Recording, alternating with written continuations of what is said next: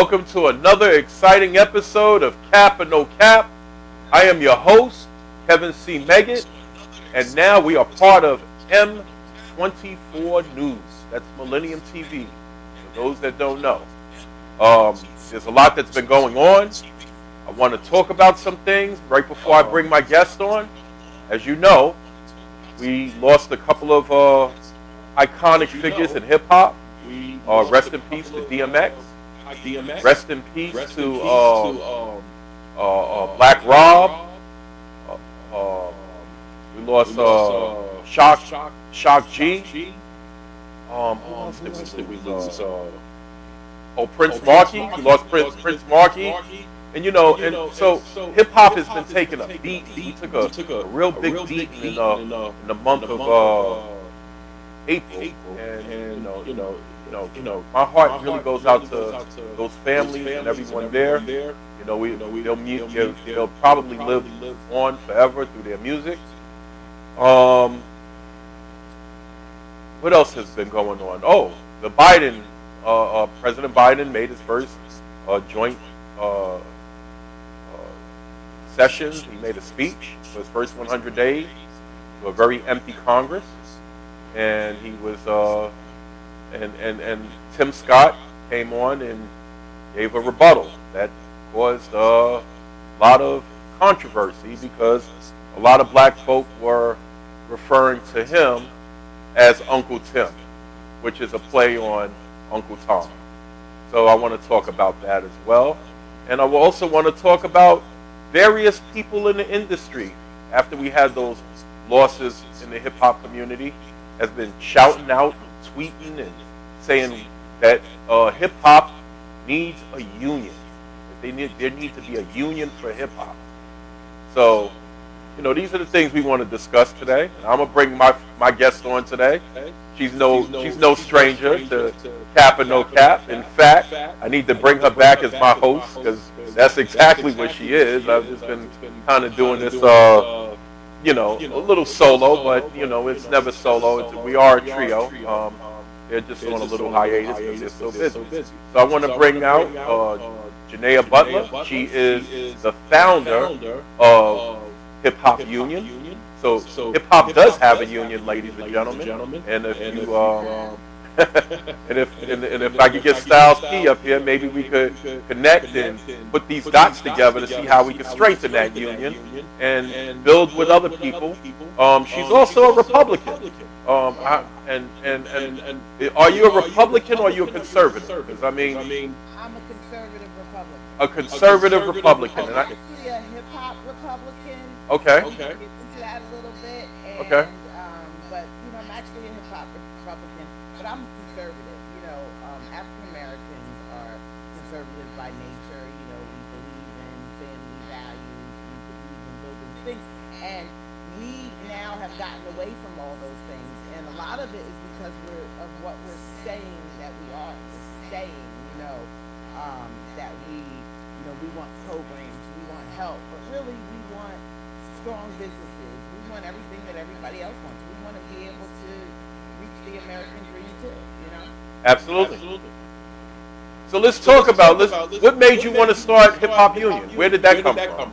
Well, that was, this has been, a labor of love because I kind of stumbled into it. So I started the social services of hip hop in the year of 2000, which was to identify and remedy problems that affect the growth of the hip hop culture. So I've kind of been on the backbone and, people haven't really known what I've done because, it's more of scientific stuff, like we're trying to figure out how to move a culture in a certain direction. So you don't go talk to everybody about that. So the Hip Hop Union came up first in 2005 when I did some research studying at Memorial Day weekend in Miami. And I realized that nobody was talking to each other, that we were being manipulated by the music and the brands and everything to do what it was we wanted other people to do. And so we concluded that we needed to talk and we needed to build it. And then realizing that hip hop eventually was going to need some safety net services, some alumni services to help the older folks in hip hop come together. So, I've been on the forefront of this from the very beginning. It's been like I said, a labor of love, but it's been a great, and now it's awesome that people are recognizing that it needs to happen.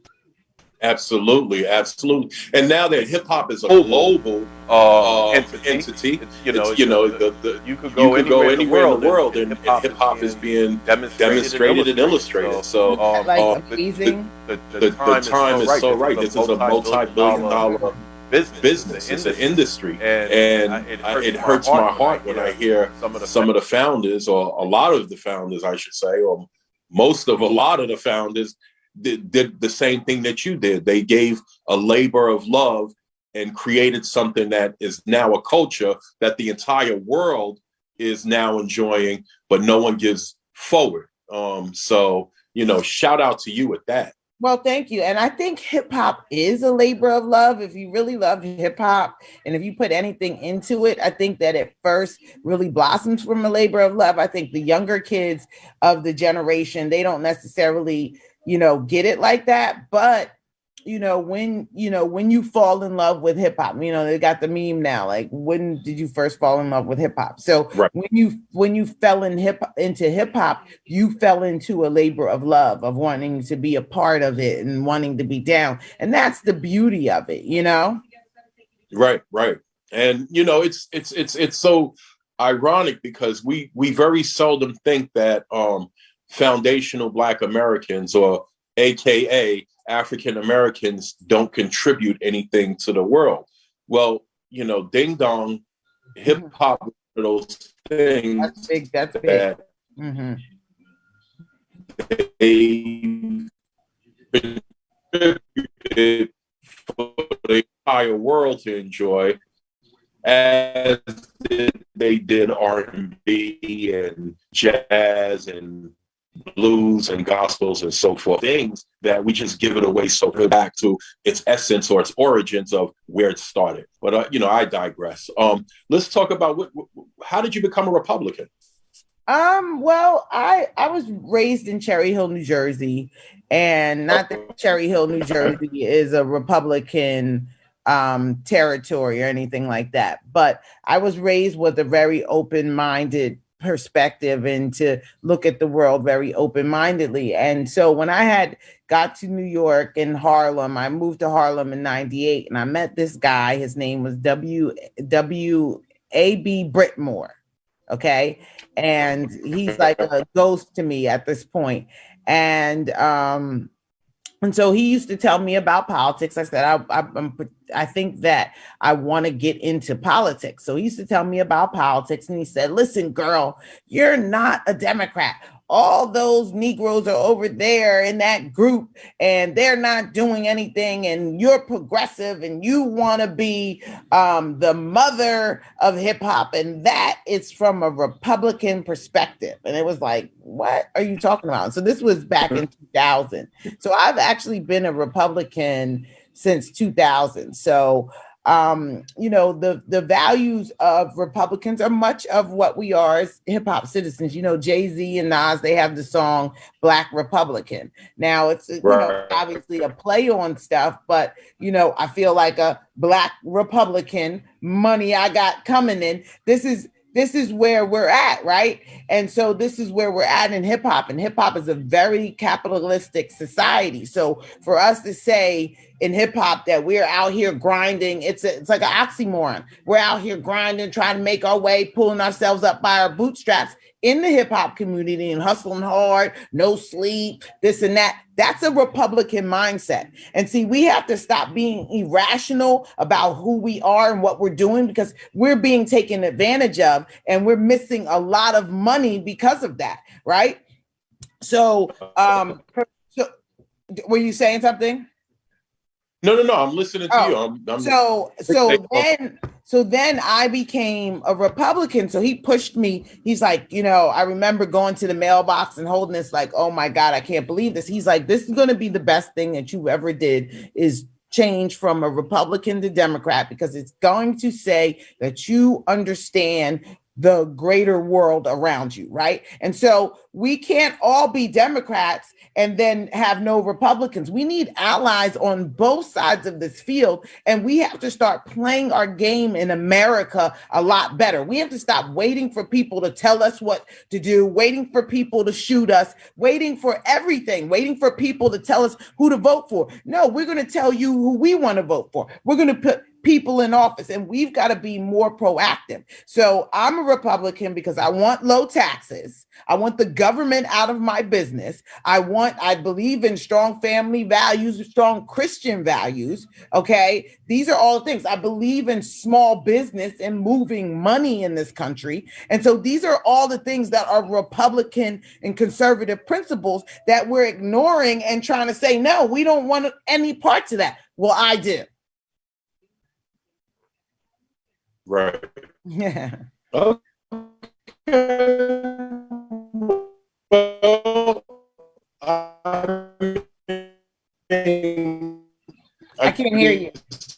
You was talking fast. You said you became you was Republican to Democrat, but I know it was the other way around. You was a Democrat at one point, and then you became a Republican, correct? Right. Oh, I said you were you were talking so fast that at one point you said you changed over from Republican to Democrat. I'm sorry. Yes, I changed from Democrat to Republican. Yes, changed over from Democrat absolutely, to Republican. Is that correct? Absolutely.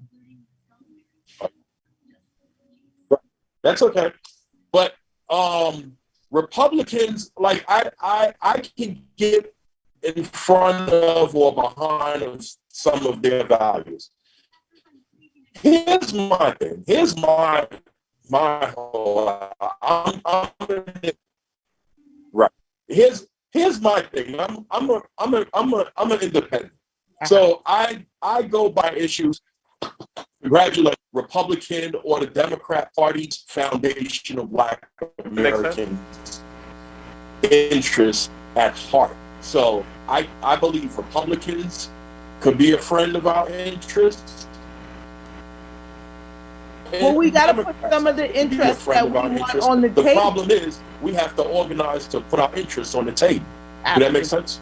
Absolutely. Mm-hmm.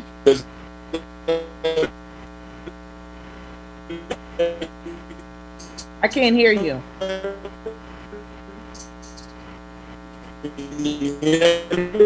I can't hear you. No.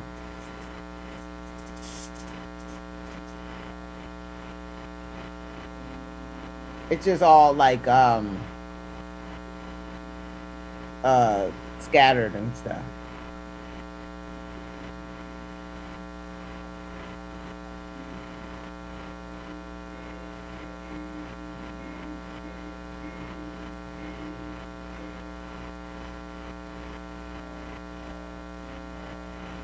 Hello.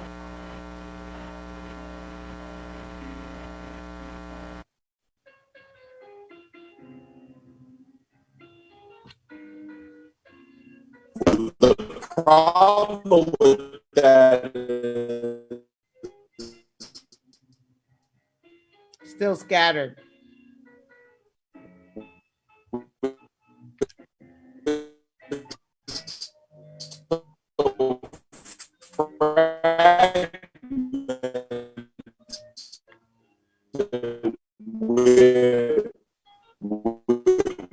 we as a people that we don't know what our issues are.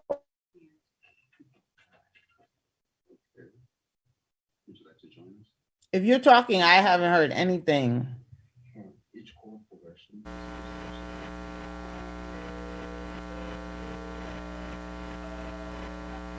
Can you hear me? Can you hear Hello? me? Yes. You hear me now? Hello? You hear me good? You hear me better? Janaea, You hear me now? Yes. can you hear me? Janaea, Yes. can you hear me? Yes. Okay. Did you hear the last thing that I said? No. I said that does Republican core values, do they believe in reparations for foundational black Americans? Probably not.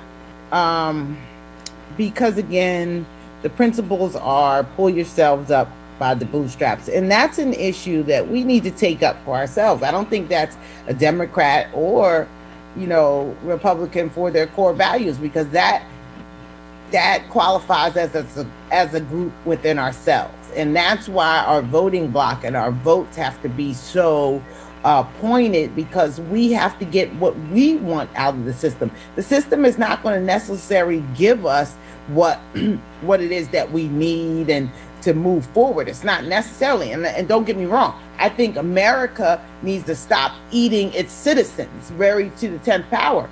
But we, what is it that we can do, but stick together on something like that. So no, I don't think at all that they are interested in getting reparations, because when we say getting reparations, what we're saying to them is more taxes, which they want low taxes, right? So we, investing in something that they don't necessarily think is the right thing. They might think that we've been wrong, but they don't think that we need the reparations. But we do need the reparations, and we have to be the ones that prove that.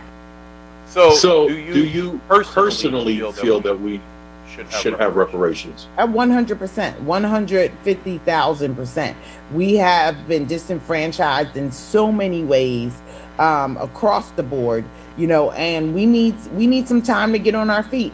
We need some fluff and we need some pillow talk to get on our feet and to move this forward. And let me say this, as a Republican, where I'm going to try to convince the other Republicans is that this can actually stimulate the economy, because once the Black Americans in this country have a different mentality from the one that is, kind of downtrodden, and the Democrats saying that, we're supposed to get shot, we're the victims, and, there's no racism in this country, all that kind of stuff. So once we move away from that, and once we move into a form of, listen, this community, this is an underutilized community. And I think that's what we're really missing, Kevin, is that this is an underutilized community. And so if we stimulate this community in the right ways, not just because it should be stimulated, but looking at this from the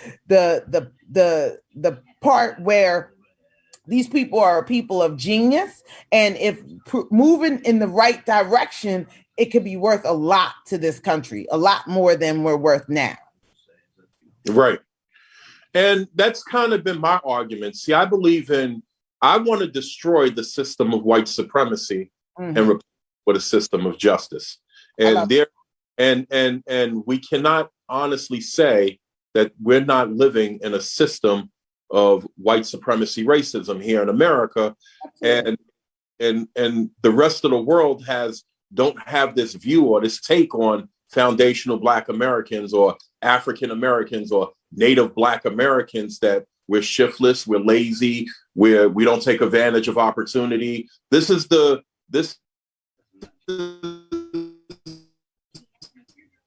cutting out again. That is going that I can't hear. And is being used to show that I said this is the language trend. Can you hear me now? So this is the language that is being used to dispel or to describe or to show the allegory of foundational Black Americans in this country. But in reality, it goes really how deep rooted racism really is, because we don't own and control anything. Right. So the images that you see of us or we're portrayed as, we don't control those images or those stereotypes. Someone else is doing it. So it's about ownership and the lack thereof. So prior to the, or I'm saying post-Civil War, post-Civil War, foundational Black Americans owned 1.1, not 1.1, a half of 1% of all the resources in this country. Right. And we're still there, right? You're cutting out again.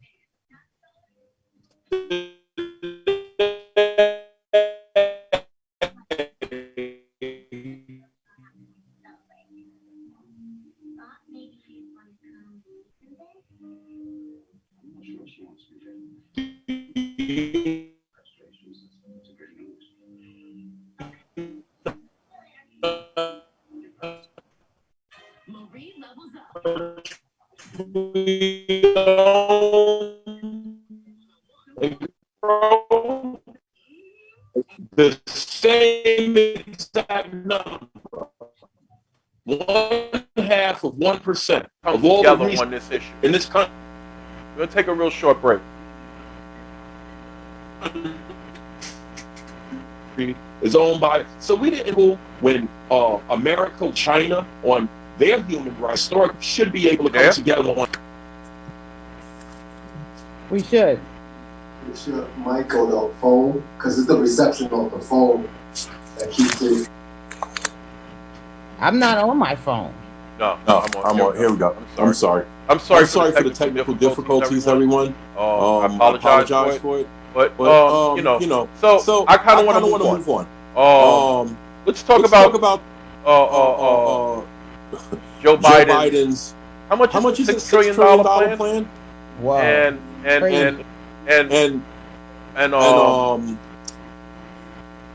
Tim Scott, his reply to it. So let's start with the $6 trillion plan. Do you think it's expensive? We just spent $2 trillion, right? You know, right. on the last stimulus, and we trillion and up. You know, so it's new numbers going on. So $6 trillion is a lot of money. He says we have the money.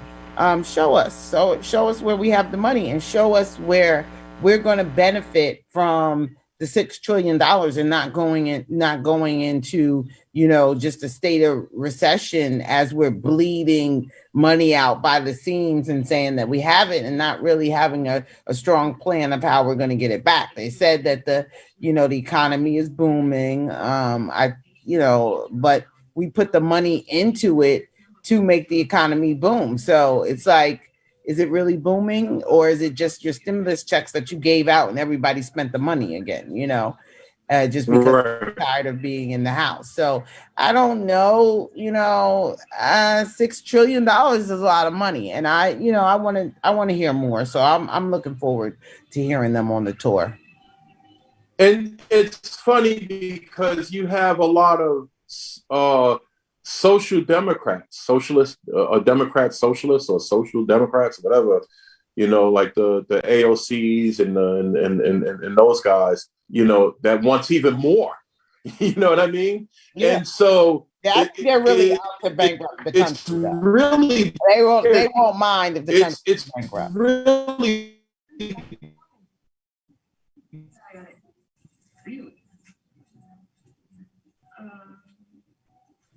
Actually, but it's because so mention the whole referendum. Where are you going to get the money from? And I'm like, well, get it from the same place you're getting it for this $6 trillion.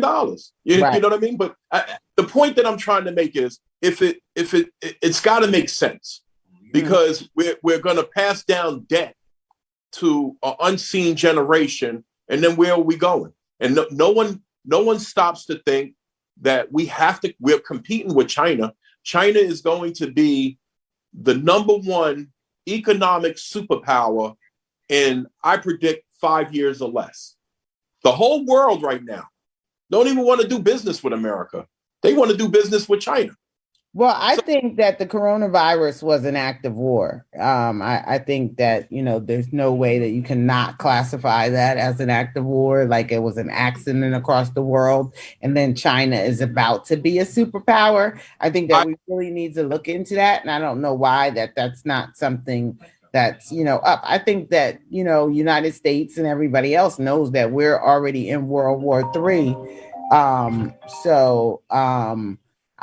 It's crazy. I applaud you for even mentioning that or having the spine to mention that, because that's something that I've always echoed, that I felt that was a biological attack, because you cannot fight traditional wars any longer. It's too messy. You know what I mean? One has nuclear weapons, so you're threatening humanity on a whole with conventional war. So this is how wars are going to be fought now, through bio attacks, through cyber attacks, through power grid attacks. You know, right. and I believe wholeheartedly. No one's ever asked, what were you doing in Wuhan? No one's ever. What were you doing in that lab in Wuhan that right. led to right.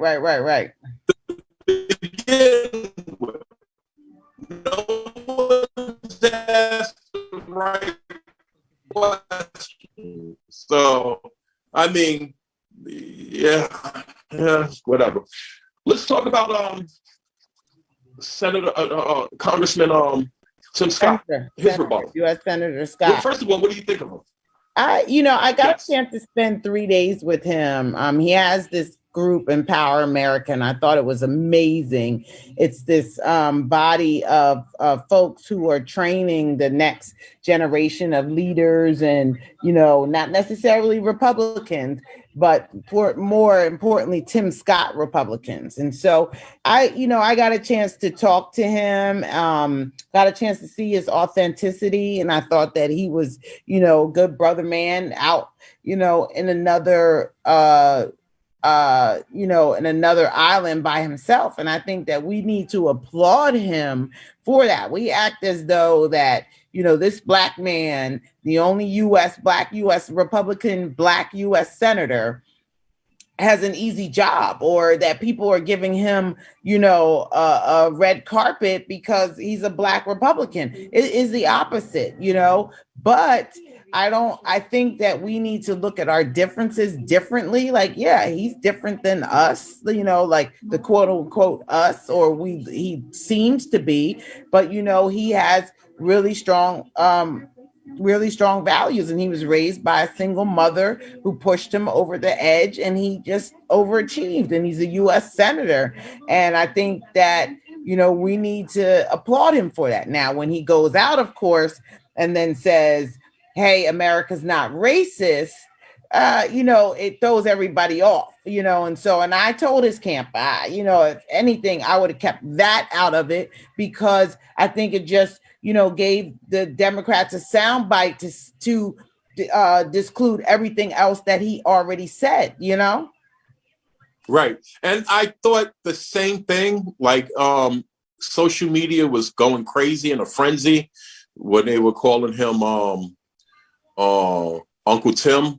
Mm-hmm. And he was cooning, and like all of that kind of stuff. And it's weird, because my whole thing is, before I charge someone now, I'd like to have a conversation with them. Right. And I'm not going to say he was or he isn't.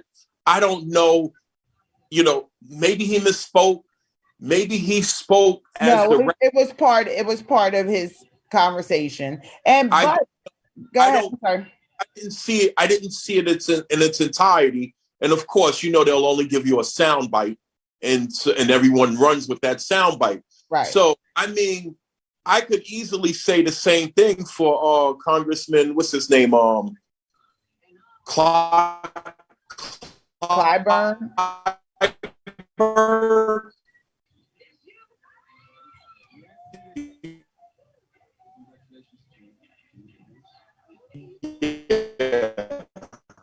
I can't hear you. Clyburn, thank you. Right. Mm-hmm. Would be where he was if it wasn't for him. And then when he was asked, well, what do you want? And he said he wants the Negro national anthem to replace that. That's not tangible. And essentially you didn't want nothing.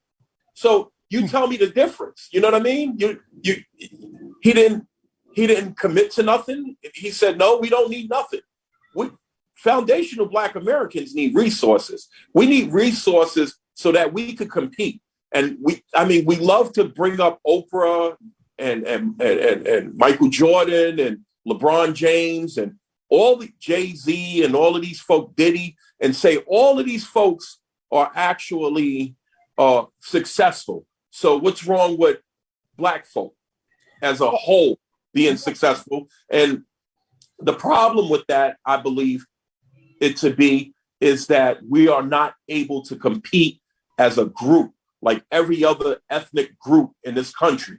There are barriers. No other ethnic group in this country that migrated to this country ever had to deal with Jim Crow laws. So I like to say we are under three types of slavery.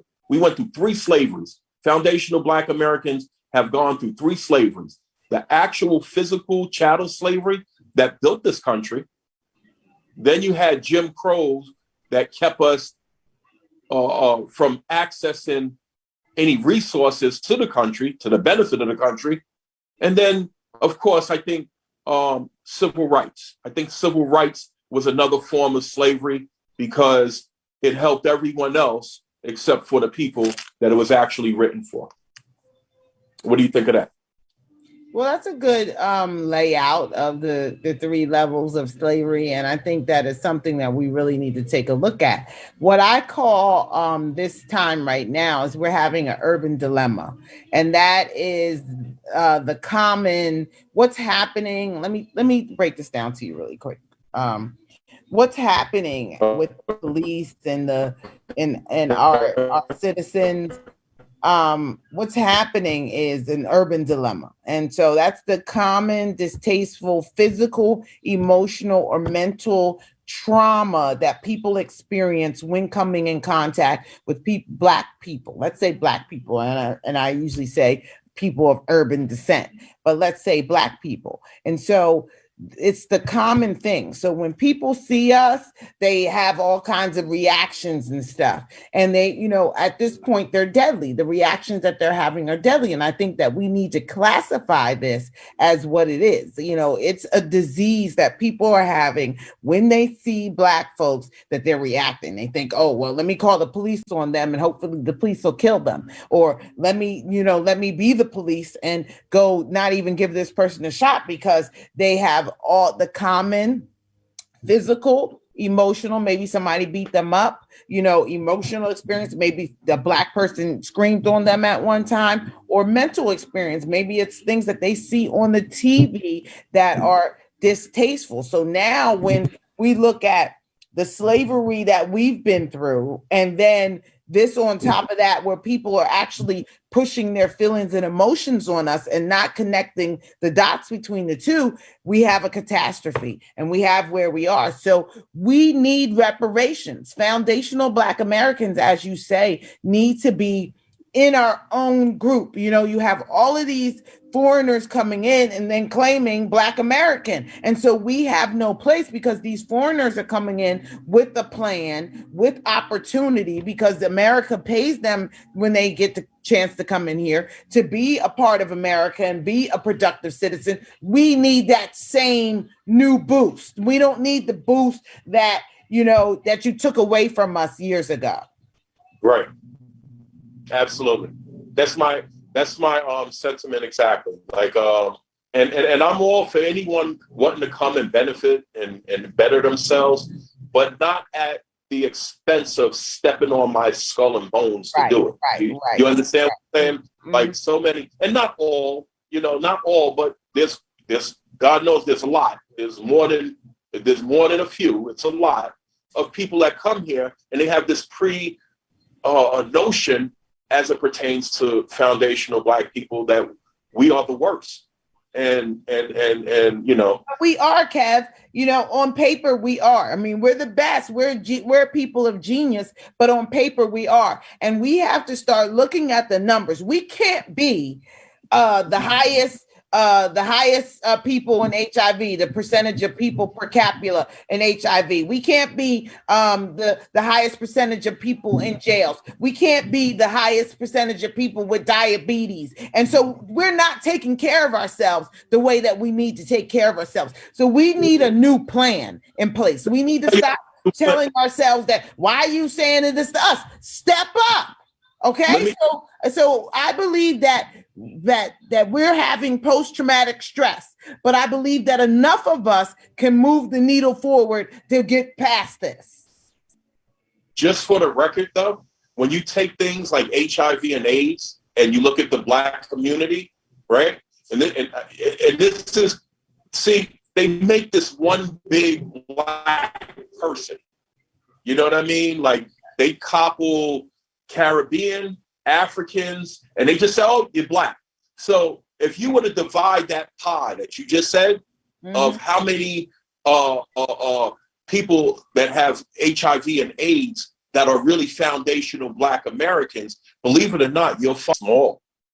A lot of people don't know that. So that's the narrative. That's to keep us for the same narrative. It may be a narrative, but we got to stop falling into the story, Kev. Oh, whoa.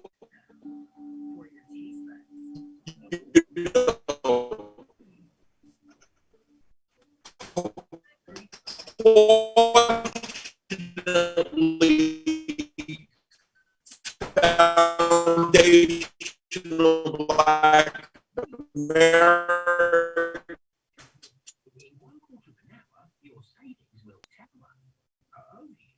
But the only way is ownership. How do you put out a narrative? You put it in print, you put it in television, and you put it on radio. Something that we don't own and control. But so it goes back to. But Kevin, we have prominent folks that are misguiding and misleading our community in the directions that they think are good. They're not doing the system into what people are saying and trying to say that this is all about the system of white supremacy. Discrimination. I can't hear you.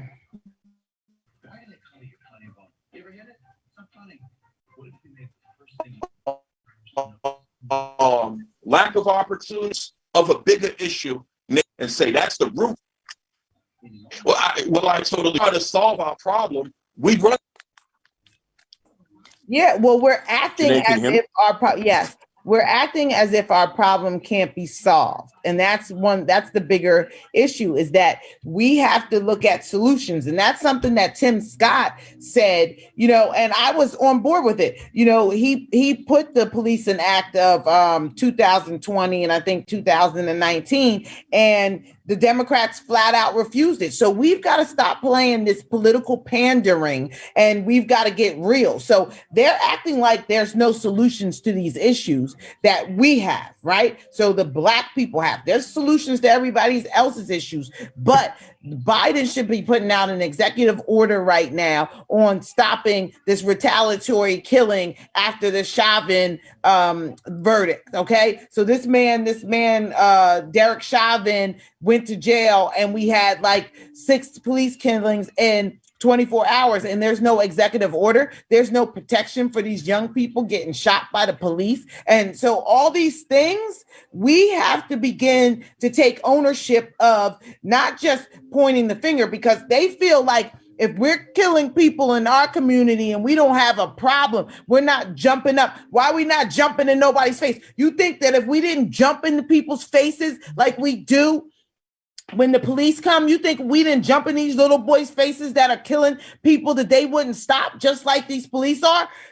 So we need to be full circle, and we need to be transparent all the way around, and we need to pull up our pants. We need to get everything that we need to do on point. And I believe that, even when we're the best of the best, they're still going to try to knock us down. But what does that mean? Don't be the best? Like, come on. Let me ask you a question. And I hear you. I really do. And forgive me, because I'm a little jaded, I think I'm more pessimistic than I am optimistic. So with that said, do you think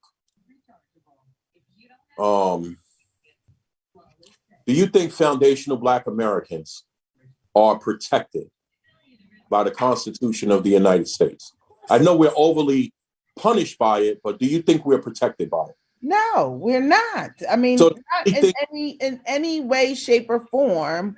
We are not protected by it. There is a constitution, and it should be protecting us. And I think that's what we're fighting for: is the protection under the law. We were 3/5 of a person when the Constitution was written, so they weren't considering us in the Constitution, and they don't now. Let me just run this by you, Kev. What I think is happening, that where you have this big influx of people running in at the border, that they're trying to move us out, the Black Americans. We've watched in New York City how they've moved us from borough to borough, pushed us out, pushing us to other states now, and they've been trying to get us out for a long time, and it's working. And so now you have an influx of people. We're not going for the banana in the tailpipe anymore. We're not going for that in our community. So they're trying to replace us with somebody. Now you have a group of people that want to work really hard, that the American dollar is $14 to their peso. It's like 14-1 to their peso, maybe more at this point,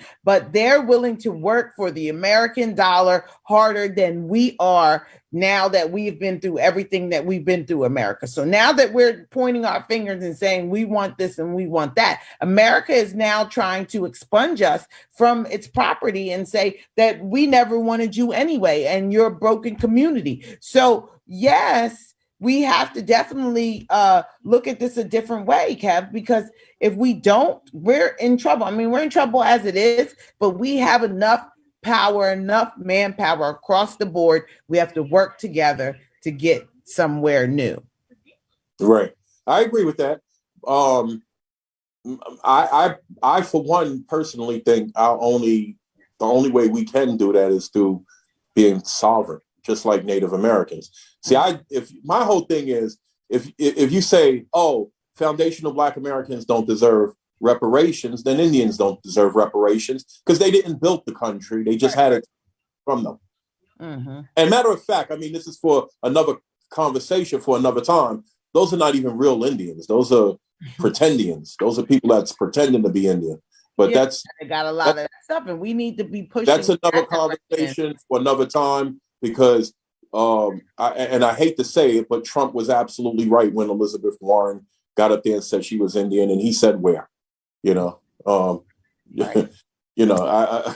I'm not a Trump. We give people those kind of passes, just like, the Vice President, Kamala Harris. I argue whether, she's a Black American, she's a Jamaican American, and she's a first generation Jamaican, right, Indian American, and that's, to be celebrated. But you don't have the experience of Black Americans. Your parents owned slaves, and we were slaves. So, I think there's a large difference, and we couple it together and think that experience is similar, because she was able to achieve the American dream to the highest power. And I applaud her as a woman, but I also want her to make room for the little Black girl like me, whose family was here and was slaves, and, and have a different bloodline. Mm-hmm. He's going to arrest a little Black girl right. Take you to jail. Are you kidding me? right. But yeah, I digress.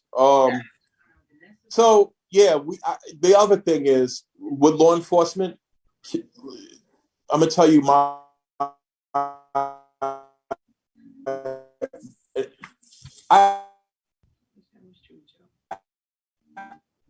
can't hear you. I got mixed feelings. I don't know. It's a fine line. Can you hear me? Yes. Janelle? Yeah. Can you hear me? Yeah. Okay. I said, I think sometimes we do need bigger government. The problem is, 2 times the federal government came to the aid of Black people in this country. That was the Civil War, and that was civil rights. They bailed us out twice. So they bailed us out. And so I think sometimes when you say conservatism, right, we want smaller government. You don't want it so small where it doesn't bail you out a third time. I'd like that. But Kev, here's the problem. when we talk about bigger government for us, that's child support. So that's our guys going on child support, not their passports being revoked because they haven't paid child support, because we're asking the government to step in and help us with our, our businesses. Okay. And so while, women need the money, do we actually need the overture of people in our business like that? So, I think that we need to look at, really hardcore, like something that Biden put out is they're going to ban menthol cigarettes. And 85% of people who smoke menthol cigarettes are African Americans. So you legalize marijuana and then ban menthol cigarettes. So all you're doing is exchanging one for another. So we still will be, having a version of stop and frisk. And then when people still want to smoke their menthol cigarettes because they've been doing it all their lives and they've been addicted to it, now, you have a right to, arrest us and, and give us tickets. Stop eating your people, America. Stop eating your people. You're eating your citizens, America.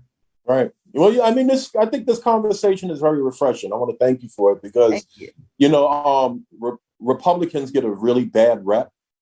You know what I mean? We do, but I think that I'm doing a really good job at being a Republican, Kevin. Let me just tell you why really quick. It's because I'm still myself. Just because I'm a Republican, you don't hear me talking like this. Well, my name is Jania Butler and I'm a Republican from Cherry Hill, New Jersey. Nah, I'm Jania Butler.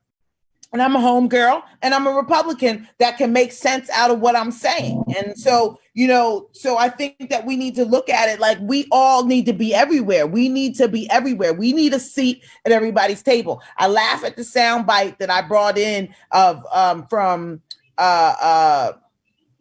I'm saying that I brought in the soundbite. I can't even remember her name, but the soundbite of everyone being having a seat at the table, and that we need seats at the table. And so now more than ever, we need a seat at every table, and we need to be represented, and we don't need to misrepresent ourselves when we sit at tables.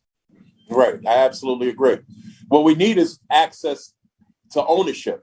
And that's something that we don't have. And case in point, Bill Cosby is a great example to that. I mean, we could argue the merits of his case, but,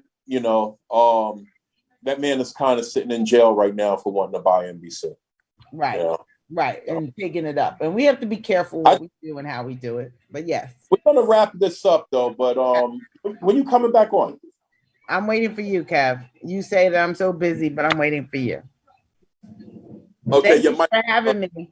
They were telling me that the mic was off. I mean, I kind of need you. I kind of need you back across the table from me because I think we have a great chemistry. Absolutely, I look forward to it. But I mean, I don't expect to see her for a minute, but it's okay. But I always got. I can't wait to see you. I'm ready, so it's on you. Okay. Yeah. So anything that you're doing right now? Like I want to help you with this. Well, we have the Hip Hop Union, so we are planning a Legends brunch, inviting everybody and letting everybody know what we have to offer. We have great folks behind us, really strong team. So I think everybody will be really impressed by the heavy hitters that I've brought to the table to kind of help me roll this out. And so we will be offering our first Hip Hop Union packages to the legends and to people that want to start buying in and start looking forward to, having a beautiful retirement through hip hop music. And that's great because, Herc used to complain that there was no health care for hip hop. Right. Well, Little Steve would talk about that there's no dental for hip hop. Right. You know what I mean? And so, I applaud you for just actually being the first. God is good. God is good. And so we'll get it right. So, all right. Well, I'm gonna definitely bring you back on. Thanks for having me. And so let me just put my it's at Jania Butler, Instagram. You can find me on, I'm not really on Twitter, but at JINEEA Butler, BUTLER. We have our show, The G Check. We have a lot of stuff going on. So thank you so much, Kev. Thank you to the sound team. About that. Huh? And don't forget the New American. and the New American newspaper and the network and everything Right. like that coming on. That So I'm we got writing a lot of for. stuff going on. I gotta, Janelle, you wonderful. I Thank love you. you. Thank you I love so you much too. for being you. Thank you. Appreciate And you. don't change. Never. This is the Have a boy good one. Megan, Kap or No Kap. This was just straight truth with no chaser. Peace.